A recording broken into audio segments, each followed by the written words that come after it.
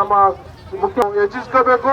ಹೆಚ್ಚಿನ ಅನುದಾನವನ್ನ ತರಲಿಕ್ಕೆ ನರೇಂದ್ರ ಸ್ವಾಮಿ ಅವರಿಗೆ ನೀವೆಲ್ಲ ಶಕ್ತಿ ಕೊಡಬೇಕು.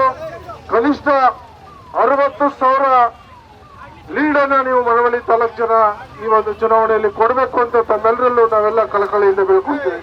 ಎಲ್ರಿಗೂ ನಮಸ್ಕಾರ. ಈಗ ಒಂದು ಹೇಳ್ಕೊಳ್ಳೋದಣ್ಣ, ನೀವು ಇಲ್ಲಿ ಹವಾ ತೋರಿಸ್ಬೇಡ್ರಿ.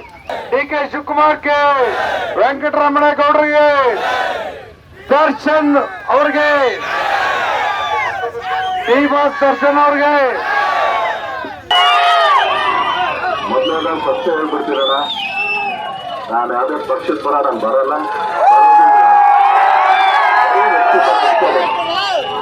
ಏನಕ್ಕೆ ಅಂತಂದ್ರೆ ಇದೇ 5 ವರ್ಷದ ಕೆಳಗಡೆ ನರೇಂದ್ರನವ್ರು ಮಾಡಿದಂತ ಸಹಾಯ ಇವತ್ತು ನಿಲ್ಸ್ಕೊಳ್ತೀವಿ. ಅಂತ ಕೇಳ್ಕೊಳ್ತೀವಿ. ಏನೇನೋ ಹಾಕ್ಬಿಟ್ರಲ್ಲ, ತುಂಬಾ ಕಷ್ಟ ಆಗ್ಬಿಡುತ್ತೆ. ಮೊದಲೇ ನಮ್ಮ ಉದಯಗೌಡರು ಹೇಳಿದ್ರು, ಏನಾದ್ರು ಶುಭಮಂಗ ಆಗ್ಲಿಲ್ಲ ಅಂದ್ರೆ ನೀವು ನಮಗ್ ಸಹಾಯ ಮಾಡ್ಬೇಕು. ಫಸ್ಟ್ ಅಂತ ಕೇಳ್ಕೊಳ್ಳೇಬೇಕಲ್ಲ, ನಿಜ ಅಲ್ವಣ? ಇದು ಕೇಳ್ಕೊಳ್ಳೋ ನಾನು ಇಷ್ಟನೇ. ಇದೇ ಲೋಕಸಭಾ ಚುನಾವಣೆಯಲ್ಲಿ ಚಂದ್ರು ನಿಂತಿದ್ರೆ ಕಾಂಗ್ರೆಸ್ ಅಭ್ಯರ್ಥಿಯಾಗಿ ನಮ್ಮ ಅಮೂಲ್ಯವಾದ ಮತನ ನೀಡಿ ನರೇಂದ್ರನಿಗೆ ಹಾಗೇನೆ ನಮ್ಮ ಉದಯಗೌಡರಿಗೆ ಕೈಗಳನ್ನ ಬಲಪಡಿಸ್ಕೊಂತ ಎಲ್ಲರ ಹತ್ರ ನಾನು ತಲೆಬಾಗಿ ಬೇಡ್ಕೊಳ್ತೀನಿ. ನಿಮ್ಮ ಅಮೂಲ್ಯವಾದ ಮತನ ಅವ್ರಿಗೆ ಹಾಕಿ ಅಂತ ಹೇಳಿ ಎಲ್ಲರೂ ನೀವೇ ತಲೆ ಮೇಲೆ ಕೈ ಇಟ್ಕೊಂಡಿದ್ರಲ್ಲ, ನಿಮ್ಮನ್ನೇ ಹಣ ಹೇಳ್ತಾರ. ಸಾಕ್. ತಂದೆ ತಾಯಿ ಸಮಾನಂತ ಎಲ್ಲ ಗುರುಗಳಿಗೆ ನಮಸ್ಕಾರ.